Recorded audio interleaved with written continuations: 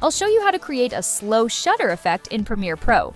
Open the Effects panel and search for Echo. Drag and drop the echo effect onto your video layer. Next, search for Posterize Time and add it after the echo effect. Now, go to Effect Controls and adjust the settings, as follows.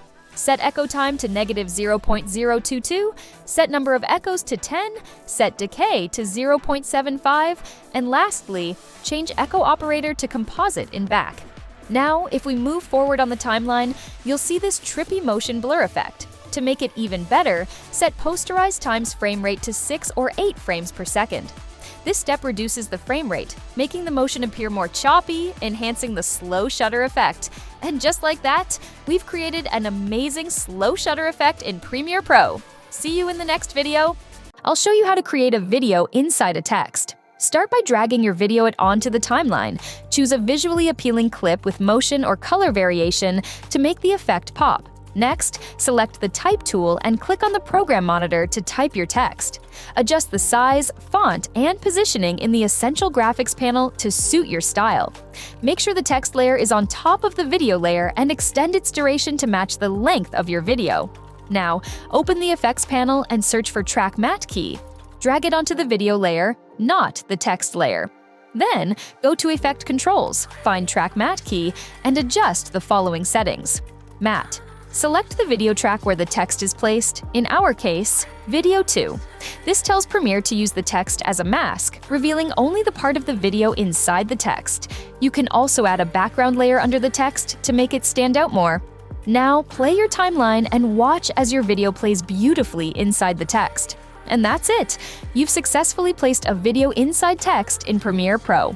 If this tutorial helped you, don't forget to like, comment, and subscribe for more creative video editing tips.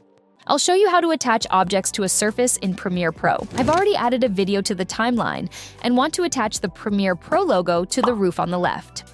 To do that, I'll first drag the logo onto the timeline, placing it above my video. Since the logo is high resolution, I'll scale it down in the Effect Controls panel.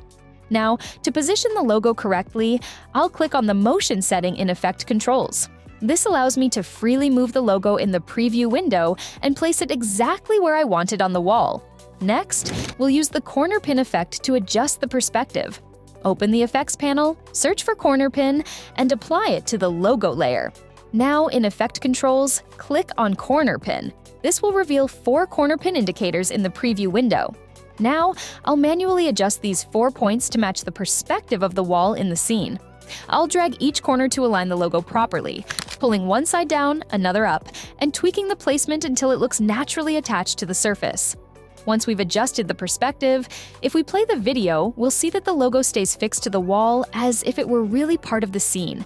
Again, remember that this method only works with static footage. If your camera is moving, this won't work properly in Premiere Pro. Instead, you should use After Effects for motion tracking. And that's it! If you found this tutorial helpful, hit the like button, drop a comment, and subscribe for more Premiere Pro tips. See you in the next one!